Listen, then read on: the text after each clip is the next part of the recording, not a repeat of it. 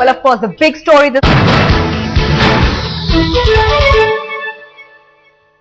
plea to Ravi Shankar Prasad of the BJP. लेकिन हम सबों की नैतिक विजय हुई है, ये भी चर्चा हुई।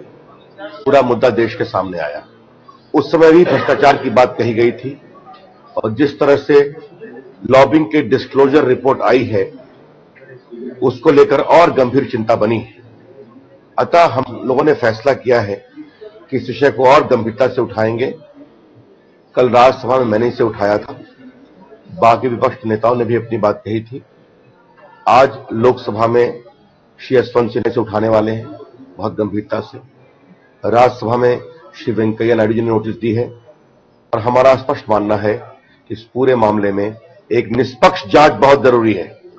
The BJP wants an independent probe into the entire lobbying issue.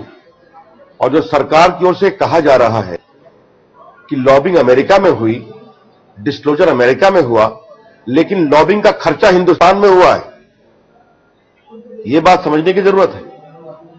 वहां पर लॉबिंग भले कानूनी होगा और उनको अपना डिस्क्लोजर देना पड़ता होगा, लेकिन मेरे सामने जो उनकी रिपोर्ट है वो सिर्फ 2012 की है, डिस्क्लोजर रिपोर्ट, जिसमें 16,50,000 करोड़ रुपया खर्चा किए गए हैं।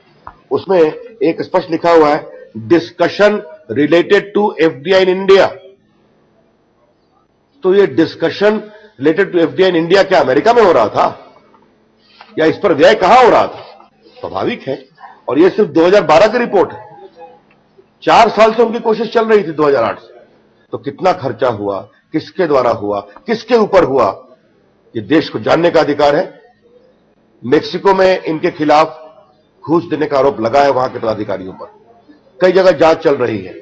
इनकी सिस्टर कंपनी के खिलाफ कार्रवाई निलंबन हो रहा है, वो सब चल रहा है। अतः देश ये जानना चाहता है कि एफडीआई पर लॉबिंग के लिए वॉलमार्ट ने, बाकी लोगों ने कितना खर्चा किया।